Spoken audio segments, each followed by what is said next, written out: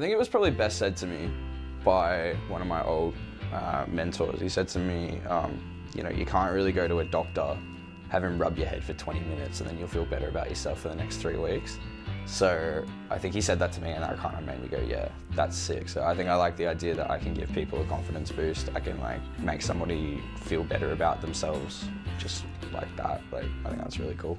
So I'm Jordan, I'm 19 years old and I am a barber.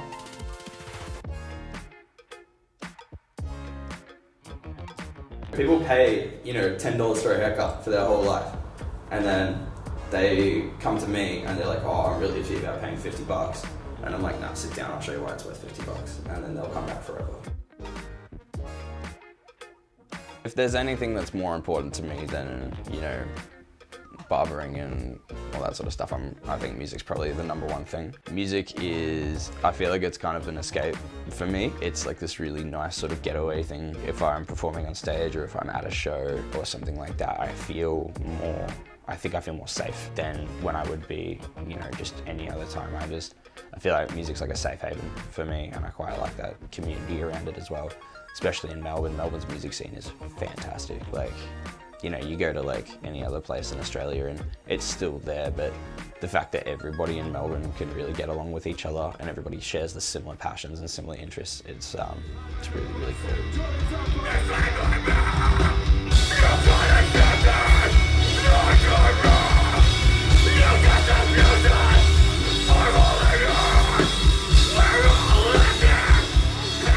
I have like a few tattoos that sort of mean something to me. I mean, like personal meaning, like I don't have any that like represent a point in my life or represent anything like that. A lot of my stuff I just get because I like it. I like dinosaurs. I got a dinosaur tattooed on me. I like pretty girls. I got a pretty girl tattooed on me. I like my favorite fashion designer, Yoshi Yamamoto. I got him tattooed on me because he's the man.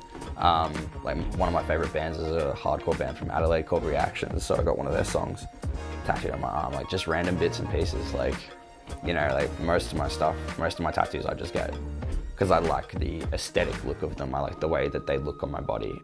That feeling you get when you're done and you look at it and you're like, hell yeah, I've got something nobody else has. Like that's a cool feeling.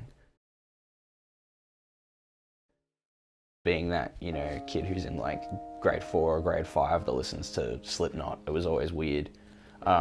You know, I had like long hair in primary school and, you know, people always thought I was like, you know, I got picked on for looking like a girl. I got picked on for listening to, you know, all that screamo shit. Like, it was always that sort of stuff. And then especially during high school was hard because I was that, you know, that traditional emo kid with the black hair and the side fringe, and like I straighten my hair every morning and I listen to, you know, hardcore and stuff like that. I got picked on a lot, like definitely, just because like, you know, I was an individual and people don't like that. My brother was quite a bit older than I was. He was 36 when he passed away. I'm 19 now and he only passed away like what, 4 or 5 months ago. So like, it sucks. And you're sort of just like, I'm one of those people, I repress a lot of things. Like I sort of just push it into the back of my mind. I'm like, I'll worry about it later. You know, he was always older than me. So like by the time I remember him, he'd already moved out. And then by the time I remember actually like hanging out with him and seeing him, I was already like 8 or 9. So like he was always quite distant anyway. And then the only time I actually properly hung out with him was probably only last year because he moved back in with my parents. And yeah, I just go back to Ballarat every now and then and go see my parents, and then he'd be there and we'd kick it and we just talk shit, and it was cool. It was like, you know, all those years that I missed out on sort of like catching up and bonding with him, I sort of got to do in the last sort of 8 months, which was really, really cool. But yeah, just sort of growing up, it was kind of like, it always felt like he wasn't really there anyway. So like, you know, when he passed away, it was one of those things like, it kind of felt like he'd been gone for a while already, but like, it was kind of just real at that point. But yeah, I guess like there's just a number of things I did to deal with it. Main thing was keeping busy. I went back to work pretty much within like 4 days, just so I could like keep myself moving and didn't like think myself into a hole. Just like message all my friends, you know, staying social, I guess. Talking about it helped a lot. Talking to my parents, talking to my sister. They were all super, super supportive of everything, which was awesome. Yeah, just pretty much staying busy was the main thing.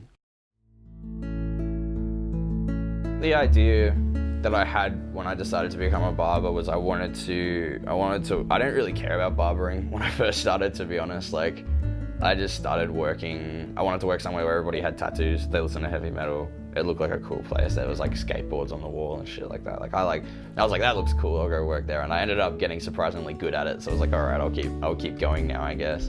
So at this point in time, I don't really have any plans. I guess I'm just gonna go with the flow until I realize if I want to, you know, change up, do something somewhere else, maybe move to another country or something. I don't know, go expand over there. I don't know. We'll see how I go. Like, I'm 19. I got qualified by the time I was 18. I wanted to get shit sorted early so that when I was in my prime, in my early 20s, I could go travel, I could do whatever I want. And I feel like my only real plans at this point is I want to go to America next year. I want to go to This Is Hardcore, which is a heavy metal festival over in Philly.